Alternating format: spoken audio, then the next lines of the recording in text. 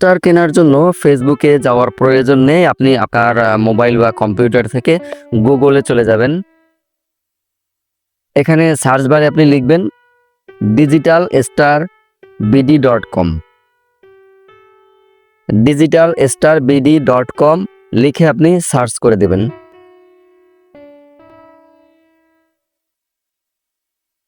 এরপরে এখানে দেখবেন ডিজিটাল স্টার বিডির ওয়েবসাইট ওপেন হয়ে যাবে। এখানে আপনি স্ক্রল করে নিচের দিকে যাবেন,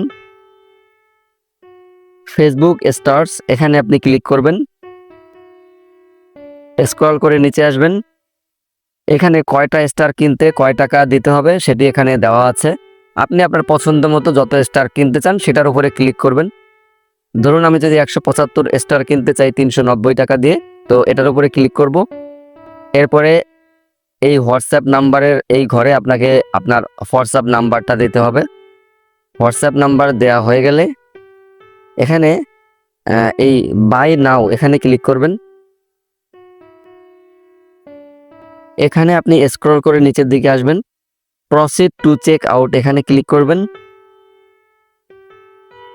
এখানে স্ক্রল করে একটু নিচে আসবেন, ইমেইল অ্যাড্রেসের এই ঘরে আপনার ইমেইল অ্যাড্রেস দিয়ে দেবেন। এরপরে এই ফার্স্ট নেমের ঘরে আপনার নিজের নাম লিখে দেবেন।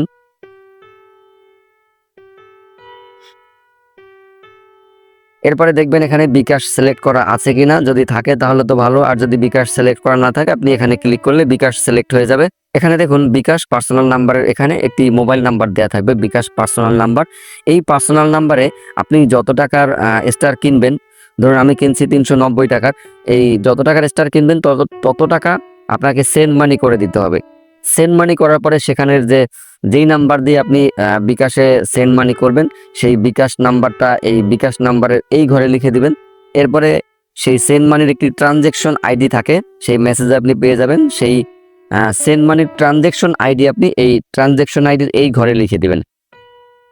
হয়ে গেলে এরপরে আপনি এই অর্ডার নাওর উপরে ক্লিক করবেন। তো আপনি যদি কারোর সাথে যোগাযোগ করা ছাড়াই এরকম বিকাশে সেন্ড মানি করাটা রিস্কি মনে করেন, তাহলে আপনি এই হোয়াটসঅ্যাপ আসে ক্লিক করবেন। এখান দিয়ে আপনি তাদের সাথে সরাসরি যোগাযোগ করেও আপনি স্টার কিনতে পারবেন। এখানে আপনি চ্যাটিংয়ে লিখতে পারেন, ধরুন 50 স্টার কিনবো।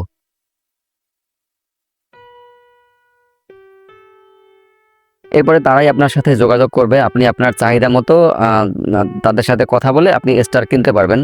তো ভিউয়ার্স, আপনাদের এর পরেও যদি স্টার কিনতে কোনো সমস্যা হয় আপনি আমাকে কমেন্টে জানাবেন, আমি সেই অনুযায়ী সমাধান দেওয়ার চেষ্টা করব। আজকের মতো এখানেই বিদায় নিচ্ছি, দেখা হবে পরবর্তী কন্টেন্ট নিয়ে। সে পর্যন্ত সবাই ভালো থাকবেন।